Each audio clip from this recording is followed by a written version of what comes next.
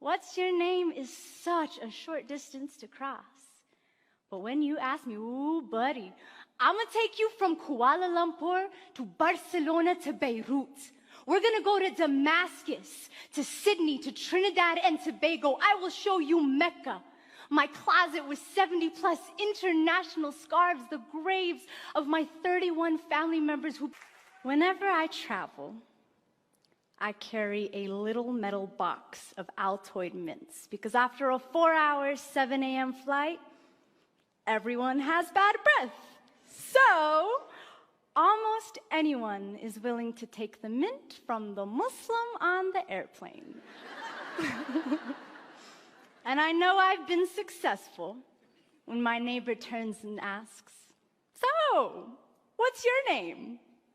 You see, even if there was an elephant in the room, I'm still the elephant in the room. Yeah, when an elephant offers you mints on an airplane, I'm fully aware that it's not always easy to accept. So when the courageously curious do pop the "what's your name" question, I try to make it worth their while.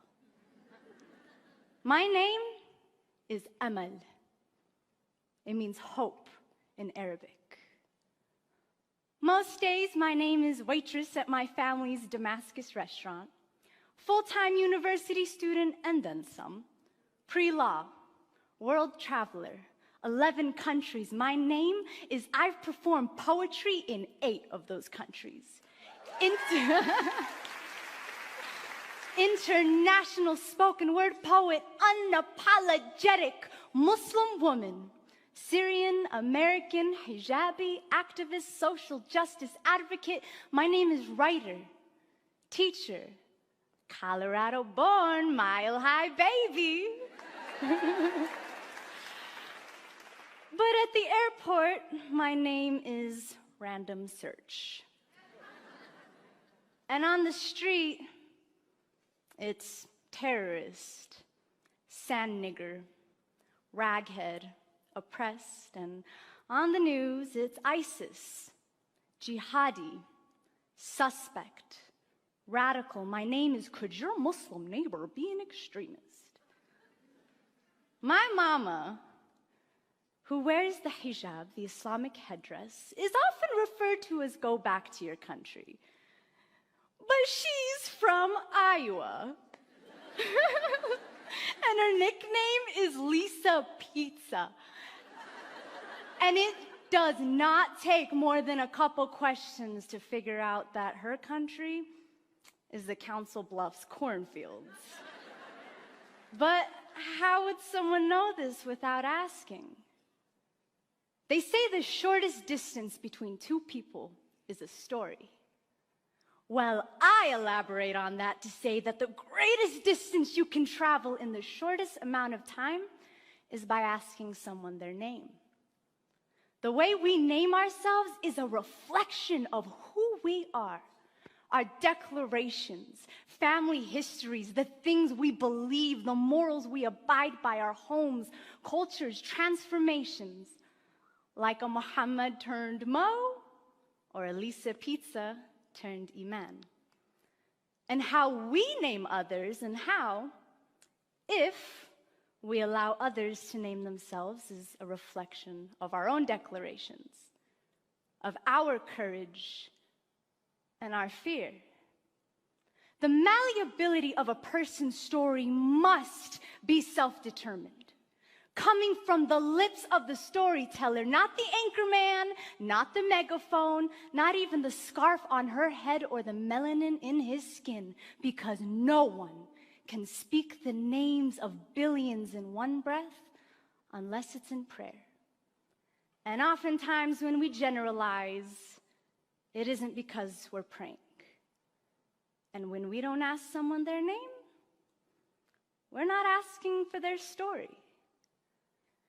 In the world of mass media and rampant misinformation, it is hard for anyone, including myself, to deconstruct all these terrifying stories that we hear. And sometimes, instead of isolating them, individualizing them, we tend to paint a group of people with a broad brush. until suddenly, everyone with a hijab on is a raghead that needs liberating.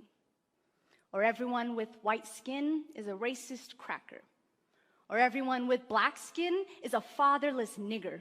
Or everybody who looks like my father is gonna blow up the airplane. Or if the killer had a light complexion, he's just a mentally fragile lone wolf. And we come to this point where we feel like we don't even need to ask people their names because we already gave it to them.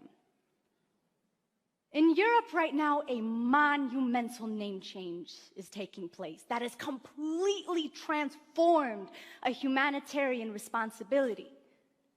Countries are deporting refugees. But when you watch news coverage, these refugees are being referred to as migrants. Because let's face it, deporting migrants sounds way more reasonable than deporting individuals who have been forced to flee their country because of persecution, war, and violence. The United Nations definition of refugee.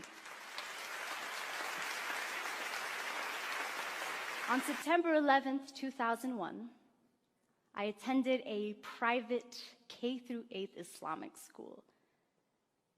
And within the first hours of the tragedy, my school received 2 bomb threats. The word terrorist was not on my spelling list, but all of us kids picked it up pretty soon after.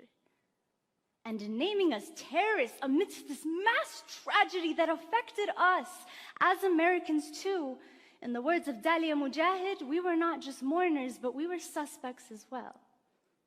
But a few months ago, me and my very handsome white boy-looking brother named Usama and I were at the museum buying planetarium tickets, and an elderly white man walked up to me and said, "I'm sorry about everything you must be going through right now. I want you to know that not all Americans believe what these buffoons are saying. And I want you..." Yeah, he used the word buffoons. And he said, "I want you to know that we stand by you." Now, had I not been wearing a little piece of my identity on my head, he wouldn't have known to tell me this. And even though he didn't ask me what my name was, he instead told me his. I have learned from experience that when someone really wants to know, they will be willing to cross that threshold of fear and find out that my name means hope. And then they'll have the courage to ask the much more important questions that probably only I can answer. Like, what's that thing on your head? Were you forced to wear it? Are all Muslims really violent people? Does the Quran really say to kill all of us? Can you please tell me what's up with ISIS? And these questions, though seemingly uncomfortable, are how I know that I have been humanized, and are how the courageously curious know that really, I'm only as scary as the silence fear festers in. Upon meeting someone new, we ask their names. We do not assign it to them.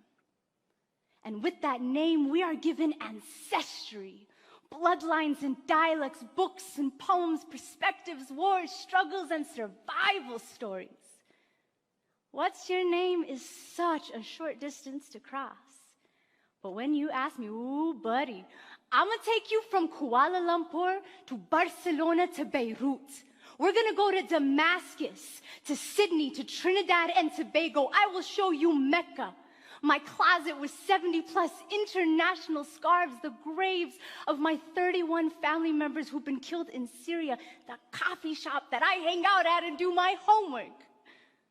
But we must have the courage to claim our curiosity, to go beyond anything we ever knew, anything we ever feared. But it takes 2. The elephant who offers the mint, and the one who takes it.